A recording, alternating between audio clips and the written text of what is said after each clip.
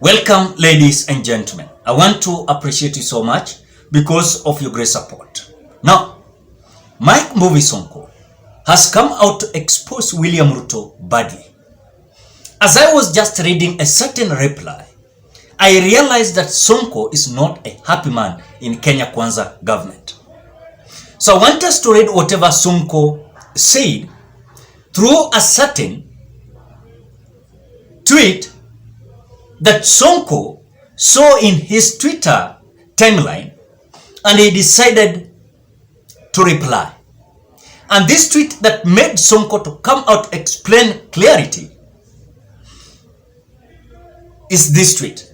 Now, Zakaria Okodoi came out asking Mkora Sonko in his timeline, what happened with your 6 positions you were to appoint in the Kenya Kwanza government?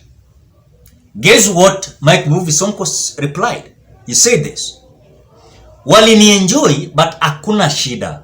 We live to fight another day. Mungu halali. That is whatever Mkora Sonko has said. It means Walinienjoy is disappointed so much. And this reveals how Ruto lied to him, left him out in the cold.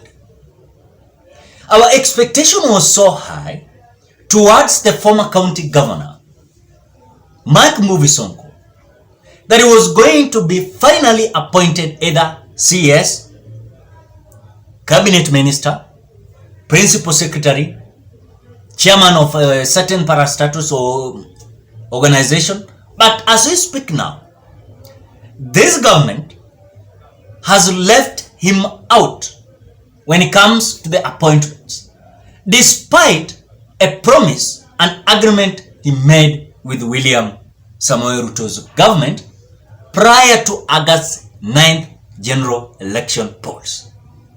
And we knew Sonko was going to be given a job. If he was not going to be cabinet minister, he was going to be a CS, chief administrative secretary. If it was not that, he was going to be given a permanent secretary. If it was not that, he was going to be given any job in the government. But as we speak, Sonko is in the cold. While reacting a question tossed on him by a fan, the seemingly humbled Sonko has come out to claim that Ruto's government played games on him and eventually dishonored agreement they had. But because we have read whatever Sonko has said, he has come out to promise that he will live to fight another day, adding that God will pay back on his behalf. So, meanwhile,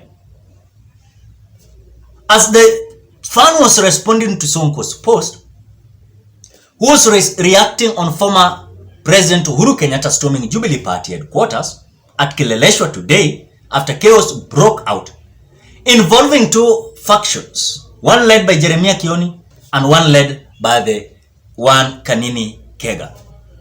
Sonko came out mocking Uhuru Kenyatta, saying he was disturbing the party's headquarters and should be given a taste of the tear gas.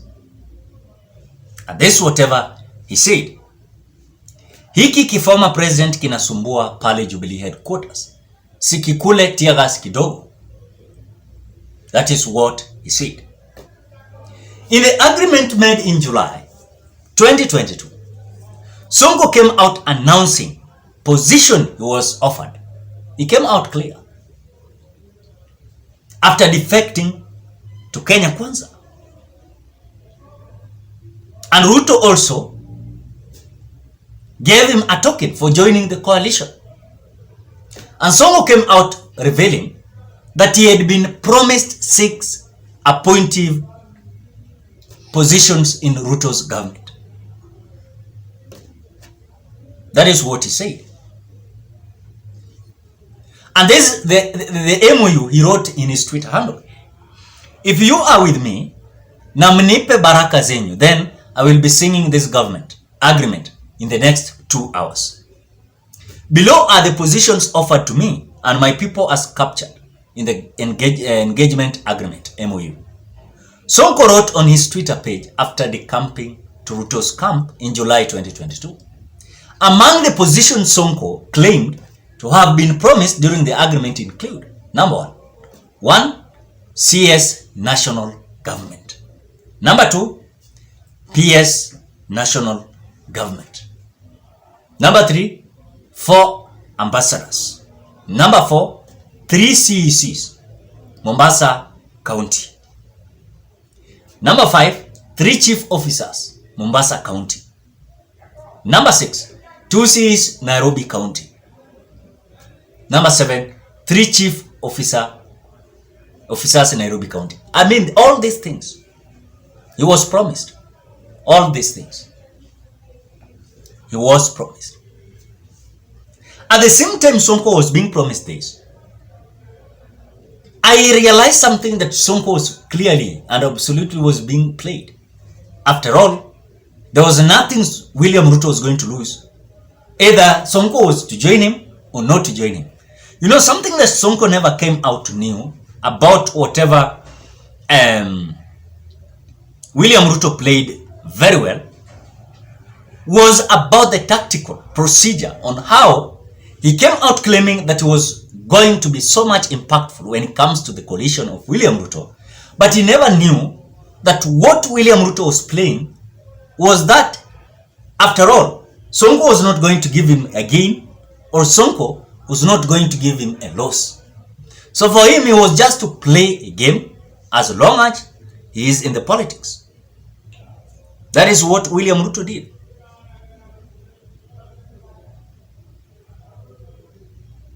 But again, after Sonko has come out to realize that these people want to enjoy, he has just kept quiet, still fighting for these people. I know it is his decision, but I think he's also arranging and planning for himself, for future politics, wherever he will be. But in a matter of fact, it is not only Sonko that has been embarrassed or let down, but there are many who are in Kenya Kwanza supporting them, but literally and absolutely they're not having good terms with so-called Kenya Kwanza government. But they're just keeping quiet, trying their best to push out. But in real sense, they don't have another idea.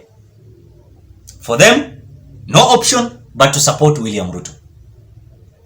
Because the picture they came out posting to the people or exposing to the people was that they are diehards of William Ruto. So for them to come out to complain that they don't have something to do in the Ruto's government, it seems like they're brainwashing themselves, blackmailing themselves, frustrating themselves.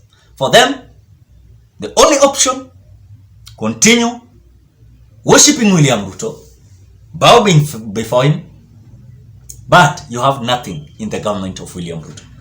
So Sonko to come out to relay this, it is a very clear indication.